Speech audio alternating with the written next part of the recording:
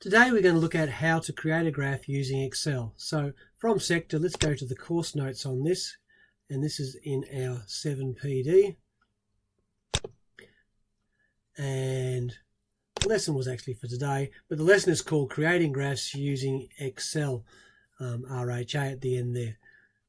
This is the lesson information, and there's a video above there. This video talks mainly about how to graph using pen and paper. We're going to learn how to do that same graph using Excel. So very, very carefully, I stick my cursor here right at the start of the F for fertilizer, and I go all the way down to the bottom here very, very carefully, and just finish with my cursor after the 21. I'm going to copy and paste this into Excel. So I'm going to go Control C to copy, and we're going to remember we've done that. Now we need to open up Excel. If you haven't got Excel pinned down to the bottom here, then just click on the Windows key, type Excel, and you'll find Excel appears. Open up Excel. In the choices here, the choice we want to use is just a blank worksheet. And right at the top here, right in this A1 position, we're going to do a Control V. Now it ends up being very, very, very tiny. At the top here, possibly you can't see all the choices. Let me just show you. Yours may look like that. If you double click on one of these titles at the top here, so I'm going to double click here, that will open up all the choices so I can see the choices in the ribbon. And the choice I want to use is this one here to change the size of the font, and I'm going to change it up to size 12. That makes it much easier for us to see what's going on. Another little clever trick, if you just get your mouse so that it's just on the border here up at the top line, if you double click here,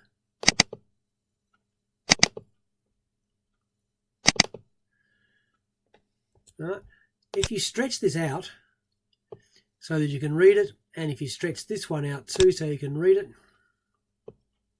just makes things a bit neater up there. And if you want to shrink it down at the top there, you can also just double click on the edge here.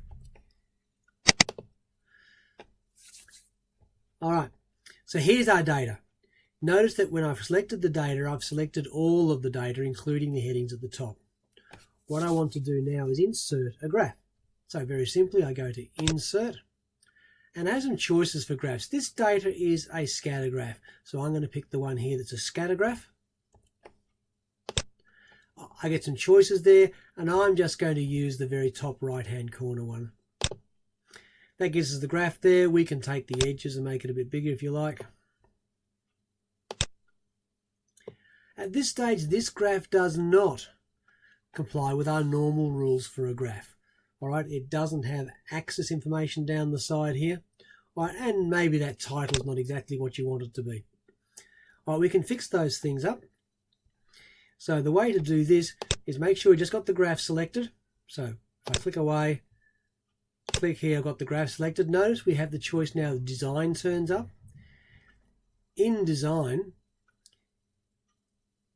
there is a whole set of quick layouts. So these quick layouts allow us to quickly pick what we want. I want to pick the one that's right down here. I'm looking very carefully at it. It's probably possibly a little hard to see, but you can see at the bottom, I can see there's some sort of menu. An axis title. There's an axis title over here. It's put in a trend line for me, and there's a heading across the top.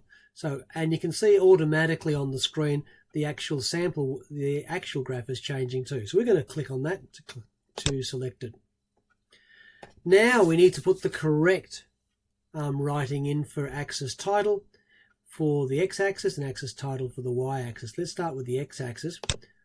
I can just type in there, but I much prefer to put that information just by typing it up here. So the information we want, so I'm typing up here, information I want for that, because that's the x-axis, that's the thing that we changed. It's the independent variable, it's fertilizers.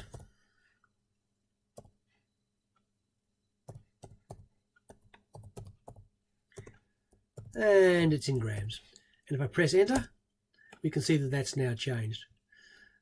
Now we need to change the This one and this one you certainly wouldn't want to type in, because typing sideways just looks a little strange. We can help ourselves here a little bit. I've got plant growth here already. I'm just going to copy that. Now I'm going to go to axis title, and I'm just going to paste it. So Control V to paste, press enter, and the title's in there already. So we're getting close to what we want. Just looking at this trend line, I would probably like to change it a little bit. One, I don't really need the graphing function here, which is all very nice, but I don't need that information for what we're doing. So I'm going to click on the trend line. And if I clicked on the trend line, I can see there's a little dot at the end here and a little dot at the other end to say I've selected the trend line. If I now right click on that trend line, I can format the trend line.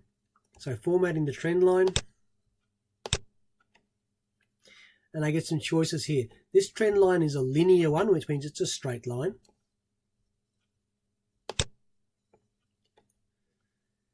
And at this stage down the bottom here, we're showing the equation on the chart. I'm not going to show the equation on the chart. Show the R squared value. I'm not going to show that either. In terms of how this graph looks, I'd probably like it to be a solid line. So I'm going to go over here to the line and fill. And at this stage, it's a dash type. So I'm going to change the dash type to being a solid line. So I'm going to pick the solid at the top. Now we have a nice solid line. And if we wanted to look like the one in the previous video, then we need to decide, well, it's not a straight line after all. So going back here to the trend line options, we're going to change it to a polynomial. There we get our curve. And if we want to get the best curve, excuse me, then we need to change this to order 3. Just makes it a little more better curve for fitting. And that's it. That's the end of what we need to do. We've drawn our graph. It has a heading. It has an axis title for the dependent variable, which is the y-axis. It has axis title for the independent variable, which is the x-axis. And all the information is there that we need for our graph.